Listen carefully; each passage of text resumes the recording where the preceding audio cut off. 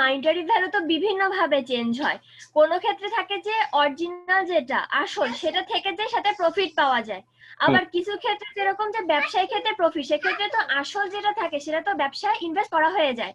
মানে ব্যাংকে যেরকম টাকা জিনিসটা জমা থাকতেছে, আমি মান্থলি প্রফিট পাচ্ছি বা সেখান থেকে অনেক সময় কাটা হয়, সেটার কথা আমি বলি না, আমি প্রফিটটার কথা বলতেছি। কিন্তু যেখানে যারা ব্যবসায়ী তারা অরিজিনাল টাকা তো ব্যবসায় লাগায় দেয়। ধর যে কোনো একটা জিনিস সে কিনলো, কিনে এনে পাইকারি দোকান থেকে কিনে এনে সে বেশি দামে খুচরা বিক্রেতা বিক্রি করতেছে, সেক্ষেত্রে তো টাকাটা তার হাতে থাকে। আমার কথা এখন শুনতে পাচ্ছেন? নেটওয়ার্কের ইন্টারাপ্টের জন্য দুঃখিত। জি স্যার, শুনতে পাচ্ছি। আচ্ছা ঠিক আছে, তাহলে আশা করি এখন আর সমস্যা হবে না। হঠাৎ কারেন্ট চলে যাওয়ার প্রবলেম হয়ে গেছিল। ওকে ঠিক আছে, আমরা তাহলে যেটা দেখতেছিলাম ফিরে আসি। আপনাদের এটাতে কনফিউশন তৈরি হবে, এটা সমস্যা নেই, আমরা ডিসকাসের মাধ্যমে কনফিউশন গুলো ক্লিয়ার করব।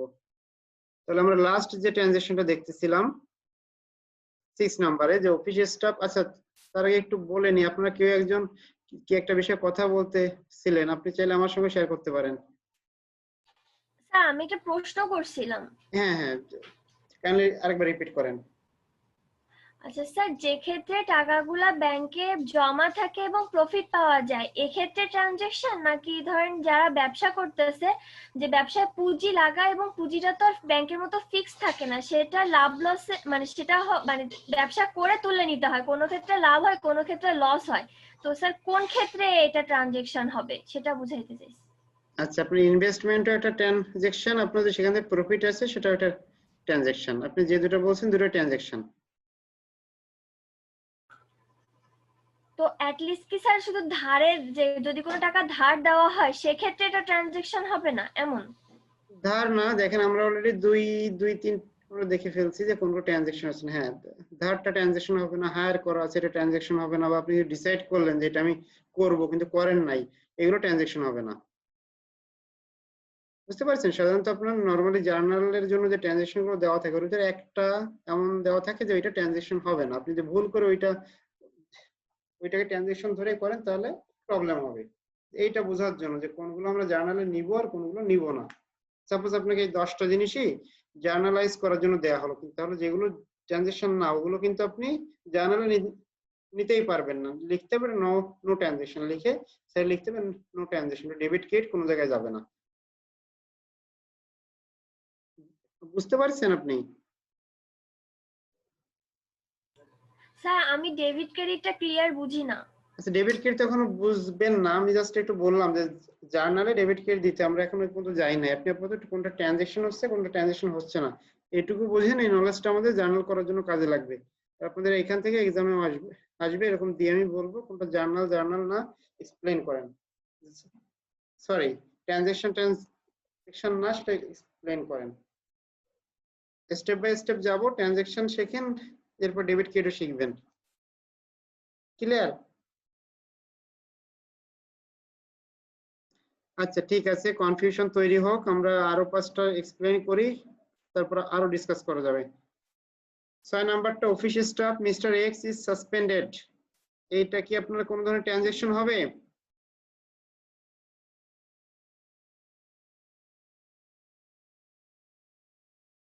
আপনারা কি আমার কথা শুনতে পাচ্ছেন ক্লিয়ার এখন? স্যার এটা তো ট্রানজাকশন হওয়ার কথা না স্যার। হ্যাঁ হবেই না, কেন এখানে তো দুটোর কোনোটাই নেই, মনিটারি ভ্যালুও নাই, ফিনান্সিয়াল পজিশনও চেঞ্জ হচ্ছে না, একজনকে সাসপেন্ড করা হয়েছে। এইটা আমাদের কোন ধরনের ট্রানজাকশন, এটা একটা ইভেন্ট। ইভেন্ট মনিটারি ইভেন্টও না, আর একটা ট্রানজাকশনের তো প্রশ্নই ওঠে না। ঠিক আছে, তারপরে দেখেন price list received from Antara traders, টাকা 18,000, এটা কি হবে? এটা তো স্যার ট্রানজাকশন হবে স্যার, কারণ একটা রিসিপ্ট সে নিছে স্যার। হ্যাঁ, প্রাইস লিস্ট এটা রিসিপ্ট আপনি নিছেন, কিন্তু এর সঙ্গে কি আপনার টাকা পয়সার লেনদেন করছেন? ও মানে স্যার লেনদেন করতে হবে। হ্যাঁ, তো আপনার ফিনান্সিয়াল পজিশন তো চেঞ্জ হয় নাই, এটা শুধুমাত্র মনিটারি ভ্যালু আছে যে কি পরিমাণ লেনদেন হবে 18,000, কিন্তু এখানে কোনো লেনদেন হয়নি। এটা তো অনেকটা ইস্যুর মতো হয়ে গেল, আপনার ডিসিশন, আপনি সিদ্ধান্ত নিছেন যে এটা আমি কিনবো, কিন্তু যখন না কিনবেন তত সময় তো ট্রানজাকশন হবে না। ওকে জি স্যার। ওকে, ঠিক আছে, তারপরেরটা দেখেন, সার্ভিস রেন্ডার্ড ফর ক্যাশ টাকা 32,000।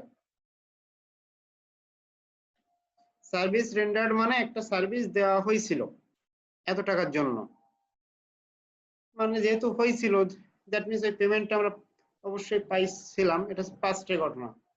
সার্ভিস মানে যে কোনো ধরনের একটা আপনি সার্ভিস তাকে দিচ্ছেন। এখন এইটা কি হতে পারে, আপনাদের কোনো আইডিয়া আছে? সার্ভিস তো স্যার এখানে তো মনিটারি ভ্যালু আসছে, তাহলে স্যার কি ট্রানজাকশন হবে না? মানে হবে হবে, ট্রানজাকশন হবে। আমি একটা সার্ভিস একজনকে প্রোভাইড করছি এবং তার বদলে সে আমাকে 32,000 টাকা দিছে। এটা বিভিন্ন ধরনের সার্ভিস হতে পারে। আপনি তাকে সাপোজ আপনি তার ওয়াল পেইন্টিং এর একটা সার্ভিস দিলেন। এখন সার্ভিসটা যে কি দিচ্ছেন সেটা কোনো বিষয় না, যে কোনো সার্ভিস তার প্রোভাইড করছেন, ওর বিনিময়ে আপনি এত টাকা নিছেন। দ্যাট মিনস মনিটারি ভ্যালু আছে, যেহেতু সে ক্যাশ টাকা দিছে মানে আপনার ক্যাশ বাড়ছে, এখানে ফিনান্সিয়াল পজিশনও চেঞ্জ হয়েছে।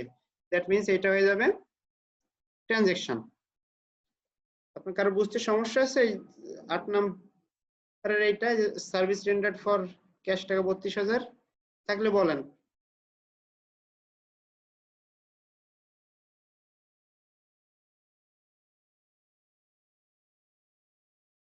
আচ্ছা ঠিক আছে, তাহলে ধরলাম যে আপনি সবাই বুঝতে পারছেন। 10টা পর্যন্ত শেষ। স্যার রেন্ডার্ড মানে কি? বলেন, আপনি আরেকবার রিপিট করেন। সার্ভিস রেন্ডার্ড, এখানে রেন্ডার্ড মানে কি? রেন্ডার মানে পৌঁছায় দেওয়া। ও আচ্ছা, জি স্যার বুঝতে পারছি। আচ্ছা ঠিক আছে, 10টা আলোচনা শেষে আপনাদের যার যে কয় নম্বরের সমস্যা আমাকে বলবেন, আমি আবার ব্যাখ্যা করব। আচ্ছা দেখেন, এটা mister Hasan is appointed as cashier at A salary of টাকা 10,000 পার মান্থ। এটা মানে তো নিশ্চয়ই বুঝতে পারছেন যে একজনকে ক্যাশিয়ার হিসেবে নিয়োগ দেওয়া হয়েছে, 10,000 টাকা প্রত্যেক মান্থে দেওয়া হবে। এটা কি হতে পারে? ট্রানজাকশন। ট্রানজাকশন তো স্যার এখনো হয় নাই স্যার, মানে এটা ওনাকে দেবে, এই অ্যাপয়েন্টটা দেওয়া হয়েছে, তাহলে কি আচ্ছা স্যার ট্রানজাকশন হবে? এটা তো না হওয়ার কথা। আচ্ছা, আপনার কথা আপনি বলতেছেন ট্রানজাকশন হবে না, আর একজন বললেন ট্রানজাকশন হবে। দেখি আর কার কি মতামত আছে, একটু দেখি, আর একটু শুনে নিই। আপনার আর কেউ নন একটু বলেন। ট্রানজাকশন। নন ট্রানজাকশন, আচ্ছা। আরো দুই একজন বলেন ট্রানজাকশন হবে না হবে না?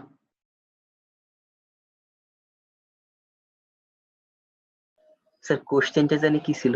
আচ্ছা ছিল, mister Hasan is appointed as cashier at A salary of টাকা 10,000 পার মান্থ। একজনকে ক্যাশিয়ার হিসেবে নিয়োগ দেওয়া হয়েছে এবং তার স্যালারি 10,000। অবশ্যই ট্রানজাকশন হবে স্যার, ট্রানজাকশন হবে।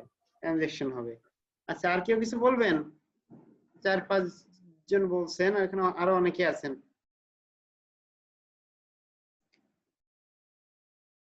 আচ্ছা ঠিক আছে, সমস্যা নাই। আমি তাহলে এবার এটা কেন কি হবে আমি এবার আপনাদের এক্সপ্লেন করি। এটা হচ্ছে ট্রানজাকশন হবে না, বিকজ আপনি তো একজনকে অ্যাপয়েন্ট করছেন, তাকে টাকা দিবেন তো মাসের শেষে।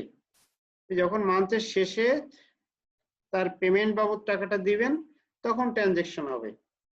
কেন? এখন আপনি তাকে বলছেন কাজ করো, মাসের শেষে টাকা পাবা, তাহলে মাসের শেষে যখন টাকাটা দিবেন ওই সময় ট্রানজাকশনটা হবে।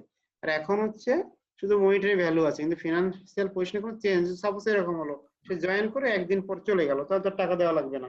নতুবা আপনি কিছু কন্ট্রাক্টে আসলেন যে 1 মাসের ভিতরে এই কাজগুলো করলে কিন্তু তুমি বেতন পাবা না, সেগুলো যদি সে ফুলফিল না করে টাকা পাবে না। সো আগে থেকে এটা ট্রানজাকশন বলা যাবে না। কারো কি এটা বুঝতে সমস্যা আছে? যারা ট্রানজাকশন বলছিলেন, এটা কেন ট্রানজাকশন হবে না বুঝতে পারছেন? স্যার মাস গেলে ট্রানজাকশন হবে, মাস যায়নি তাই ট্রানজাকশন হবে না। হ্যাঁ, যখন এটা আদান প্রদানটা হবে, যেমন আপনি সিদ্ধান্ত নিছেন মানে যেটা কিনবেন এ তো সিওরিটি নাই। আপনি যখন কিনবেন ওই সময়, যেমন স্যালারিটা যখন দিবেন ওই সময় ট্রানজাকশন হবে। বুঝতে পারছেন? জি স্যার, বুঝতে পারছি। আচ্ছা ঠিক আছে, তাহলে লাস্ট ওয়ান এইটা থেকে আপনাদের কাছ থেকে আমি শুনবো যে ট্রানজাকশন হবে কি হবে না। ওনার উইথড্রন ক্যাশ টাকা 8,000 ফ্রম বিজনেস। আমি এবার আপনাদের অধিকাংশের কাছে শুনতে চাচ্ছি যে এটা কি ট্রানজাকশন হবে কি হবে না। আমি এক করে জিজ্ঞাসা করি, আমি কোশ্চেনটা আবার বলি, তবে আপনি সিদ্ধান্ত দিবেন। স্যার আচ্ছা এটা ট্রানজাকশন হয়। আমাদের ইভেন্ট যে ইভেন্ট আছে, আচ্ছা আগে আগে কেউ কিছু বলেন না, আমি আপনাদের সবার কাছে শুনবো। যে ইভেন্ট আছে, ইভেন্ট এটা হচ্ছে ওনার উইথড্রন ক্যাশ টাকা 8,000 ফ্রম বিজনেস, মানে সে তার বিজনেস থেকে 8,000 টাকা উঠায় নিল। এটা ট্রানজেকশন হবে কি হবে না? আচ্ছা ফার্স্টে বলেন আফসানা ইয়াসমিন, আপনি যদি শুনতে পারেন আমার আমার কথা তাহলে বলেন ট্রানজেকশন কি হবে না হবে না? স্যার হবে। হবে, ঠিক আছে, আপনার সিদ্ধান্ত জানলাম। তারপরে হচ্ছে ইসরাত জান নেহা, আপনি আপনি বলেন ট্রানজেকশন হবে না জি হবে না? স্যার হবে। হবে। তারপরে কানিজ আপনাকে দেখাচ্ছে না কেন জানি না, আপনি হয়তো বা অনলাইনে নাই। তারপর মারুফা, আচ্ছা স্যার আচ্ছা আমি আপনি তো কানিজ, অনলাইনে আছি। আচ্ছা আচ্ছা ঠিক আছে, তাহলে আপনি বলেন যে এটা ট্রানজেকশন হবে না হবে না? স্যার টাকা যখন তুলে নিছে হবে। আচ্ছা, তারপর মতিউর রহমান, আপনি বলেন। জি স্যার হবে ট্রানজাকশন। আচ্ছা, তারপর সাদিয়া দীপা, আপনি বলেন। জি স্যার হবে ট্রানজাকশন। আচ্ছা তাহলে কার মনে হচ্ছে যে ট্রানজেকশন হবে না? সবাই তো বলছেন ট্রানজেকশন হবে, তাহলে দেখে কার মনে হচ্ছে যে ট্রানজেকশন হবে না? টাকা দিয়ে আবার তুলে এনেছে, হুম। কি কারণ একটা ভালো কাজ করলো। এমন হতে পারে না, আপনি একটা বিজনেস স্টার্ট করলেন, সেখানে দেখা গেল 5 লাখ টাকা দিচ্ছেন, কিন্তু আপনার কোনো পার্সোনাল কাজে এক্সিডেন্টালি 50 টাকা লাগবেই লাগবে, কোনো টাকা নাই, সেটা আপনি উঠে নিতেই পারেন। জি স্যার, সেটা তো নিতেই পারি। হ্যাঁ তাহলে তাইলে হ্যাঁ, আচ্ছা ট্রানজাকশন তো এখন হওয়ার কথা। হওয়ার কথা। আপনার কারো কাছে কি এটা মনে হচ্ছে যে ট্রানজেকশন হবে না? ঠিক আছে, না মনে হলেই ভালো, তাহলে আপনারা সবাই রাইট আছেন, এটা একটা ট্রানজেকশন। দেখেন এই জিনিসটা আপনাদের আমি বলছিলাম যে নিজের ওনার অ্যাকাউন্ট আর বিজনেস অ্যাকাউন্টটা আলাদা। তাহলে আপনি যেহেতু একটা অ্যাকাউন্ট থেকে টাকা তুলে নিয়ে আসতেছেন নিজের কাছে, না মানে ধরেন নিজের অ্যাকাউন্টটা আপনার বাড়লো, দ্যাট মিনস এখানে ফিনান্সিয়াল পজিশনের চেঞ্জ হচ্ছে, একটা কমতেছে একটা বাড়তেছে, এবং এখানে মনিটারি ভ্যালুটাও দেওয়া আছে 8,000, তাহলে এটা একটা ট্রানজেকশন। এই 10টা বুঝতে কি কারো কোনো সমস্যা আছে? যদি কোনোটায় কারো সমস্যা থাকে তাহলে আপনারা বলেন, আমি আবার সেটা রিপিট করি যে এই নাম্বার। ট্রানজেকশন স্যার, হ্যাঁ বলেন। স্যার ট্রানজেকশন তখনই হবে যখন হাতে হাতে টাকাটা লেনদেন হবে, এরকম মানে না মোরালে। না, হাতে হাতে বলতে বোঝায় ক্যাশে, এটা সবসময় ক্যাশে হবে না, আপনার ক্যাশ। ক্যাশে হবে না, এটা আপনার এমনও হতে পারে চেকের মাধ্যমে, নতুবা ওয়ান ক্রেডিট হতে পারে, যে আপনার একজনের কাছে পাওনা আছে একজনের কাছ থেকে পাবেন, এরকম সম্ভাবনাগুলো ট্রানজেকশনের ভিতরে পড়বে। যেমন আমি আপনাদের একটু আগে বলছিলাম, সাপোজ এরকম হলো যে আপনি একজনের কাছে সার্ভিস দিচ্ছেন, সার্ভিসটা দেওয়া হয়ে গেছে কিন্তু টাকাটা এখনো পাননি, তাহলে আপনার এই টাকাটা অ্যাকাউন্ট রিসিভেবলে জমা হবে।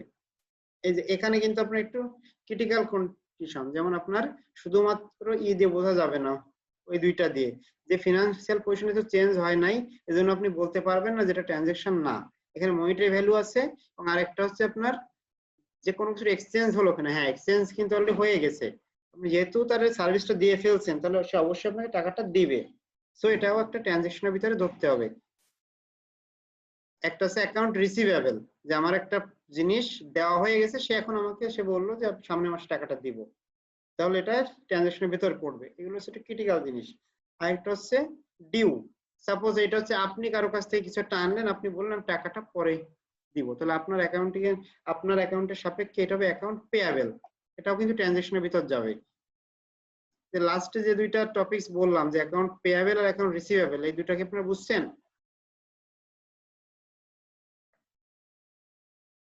স্যার আরেকবার একটু বলেন।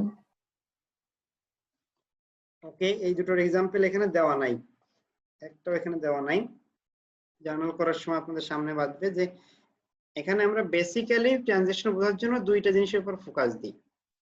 একটা হচ্ছে ফিনান্সিয়াল পজিশনে চেঞ্জ হলো কিনা, মানে একজনের টাকা বাড়বে একজনের টাকা কমবে, এটা হচ্ছে ফিনান্সিয়াল পজিশনের চেঞ্জ।